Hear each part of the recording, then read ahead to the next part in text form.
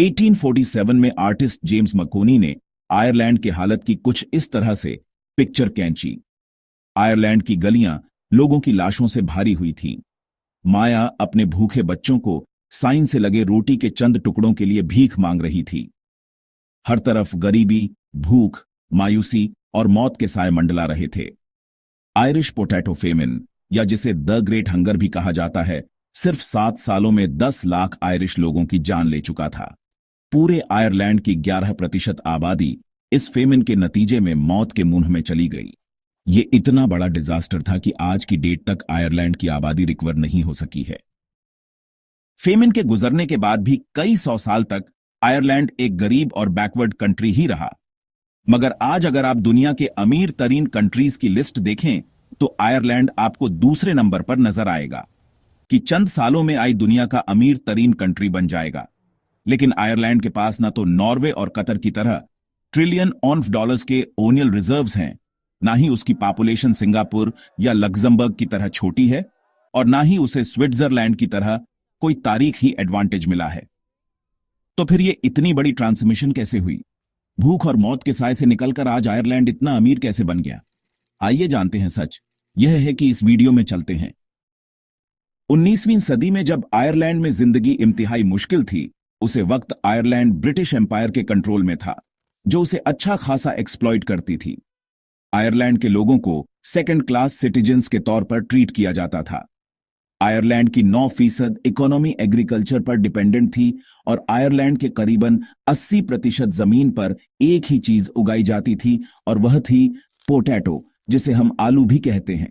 17वीं सदी में Ireland potato cultivate करने वाला यूरोप का पहला रीजन था। यही आलू वह चीज थी जिसकी वजह से आयरलैंड की आबादी पूरे यूरोप में सबसे तेजी से बढ़ रही थी।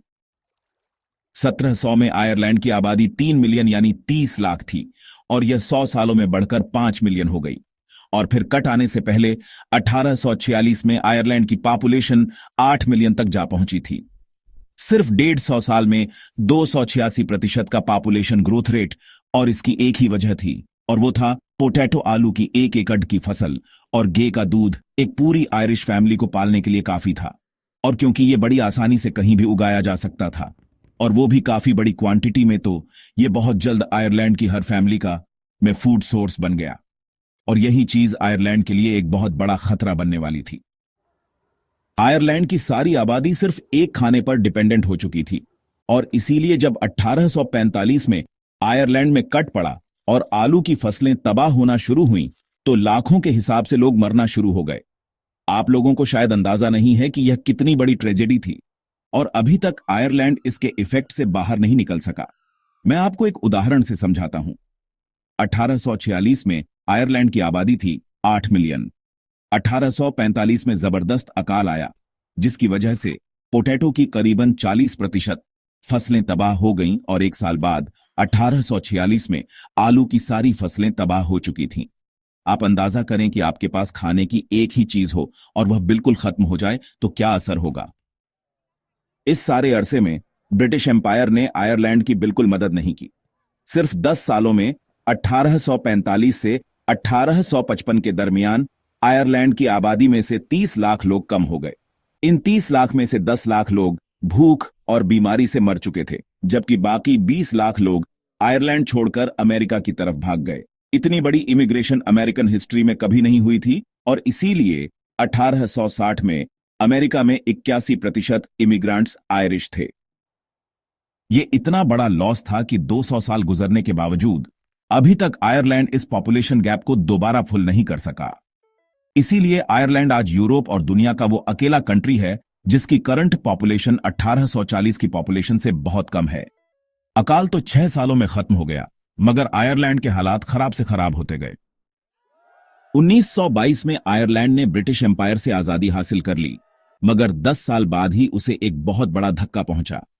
जब 1932 में डी ग्रेट इकोनॉमिक डिप्रेशन आया तो दुनिया से कट ऑन ऑफ था, और ब्रिटेन से उसके रिलेशंस वैसे ही ठीक नहीं थे। इसकी वजह से उसकी इकोनॉमी जबरदस्त क्राइसिस का शिकार हो गई। इस ग्रेट डिप्रेशन में पूरी दुनिया की इकोनॉमिक्स तबाह हो गई थी, सिवाय एक कंट्री के, और वो था Soviet union. Soviet union nationalisation और प्रोटेक्शनिस्ट पॉलिसीज की वजह से इंटरनेशनल बैंकिंग से कट ऑन ऑफ था और इसीलिए इस क्राइसिस में उसे कोई खास फर्क नहीं पड़ा। आयरलैंड के लीडर्स ने सोवियत यूनियन की एग्जाम्पल को आयरलैंड में कॉपी करना शुरू किया। बड़ी बड़ी कंपनी को नेशनलाइज किया गया, इंपोर्ट को बंद किया गया ताकि लोकल इंडस्ट्री को बचाया जा सके। मगर इस सब का आयरलैंड की इकोनॉमी पर बहुत बुरा असर पड़ा। आयरलैंड के पास अपने कोई नेचुरल रिसोर्सेज तो थे नहीं और ना ही बाकी यूरोप की तरह आयरलैंड में कोई बड़ी इंडस्ट्री थी। इसीलिए इंपोर्ट बंद करने से रॉ मटेरियल की मजीद शॉर्टेज हो गई और सिर्फ 10 सालों में हालत इतने ज्यादा खराब हो गए कि 5 लाख और आयरिश आयरलैंड छोड़कर भाग गए। वर्ल्ड वॉर 2 के बाद जहां बाकी यूरोप तरक्की कर रहा था, वहीं आयरलैंड गरीब से गरीब होता जा रहा था। लेकिन यह सब अब बदलने वाला था।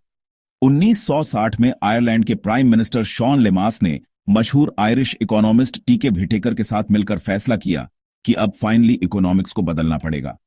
दोनों ने मिलकर एक डेवलपमेंट प्लान बनाया जो आयरलैंड की तकदीर बदलने वाला था। आयरलैंड में नेशनलाइज की गई कंपनी को दोबारा प्राइवेट कर दिया गया।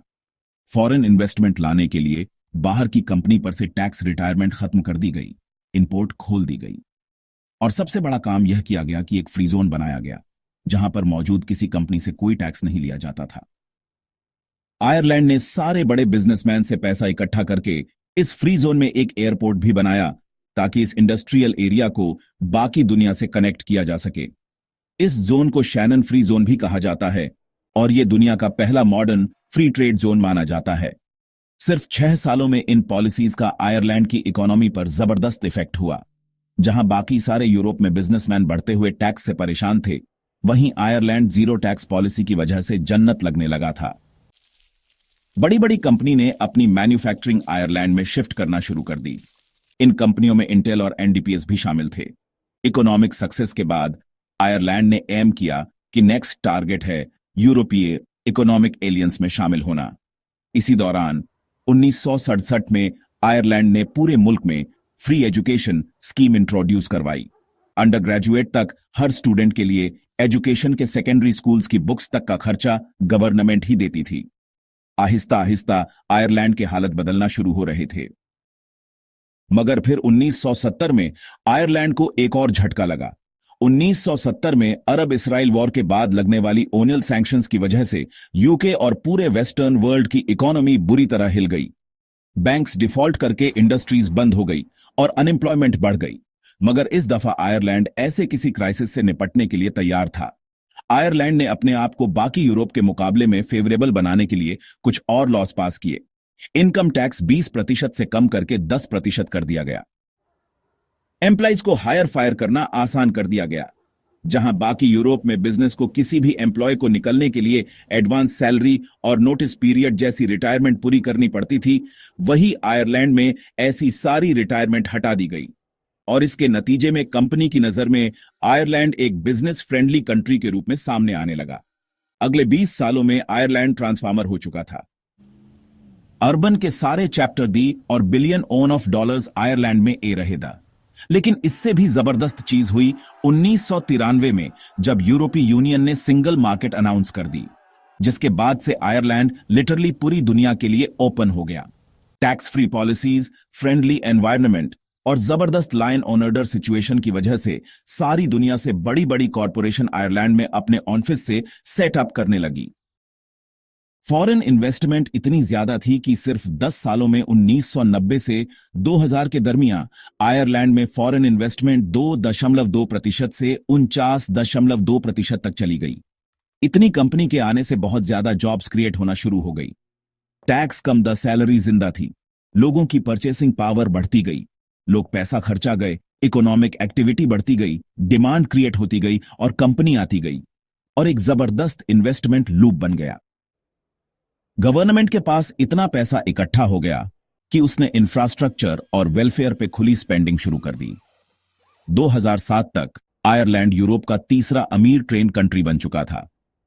आयरलैंड के पर कैपिटा इनकम ब्रिटेन से 40% ज्यादा थी।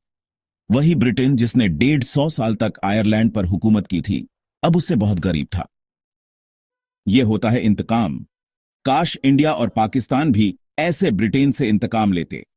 आयरलैंड की स्टोरी में एक उम्मीद है कि हालत जितने भी खराब हो जाएं, there is always on way up. गरीबी किसी का मुकद्दर नहीं। ईमानदारी, मेहनत और प्लानिंग से कैसे भी हालत बदले जा सकते हैं। आज आयरलैंड पूरी दुनिया के लिए एक टैक्स हेवन है।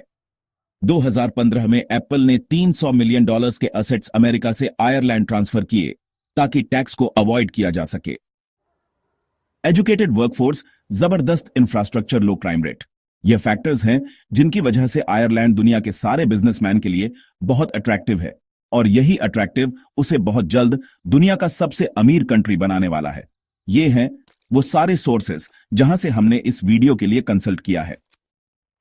अगर आपको ये वीडियो अच्छी लगी है तो इसे लाइक और चैनल को सब्सक्राइब जरूर कर दें। मिलते हैं नेक्स्ट वीडियो में। बाय।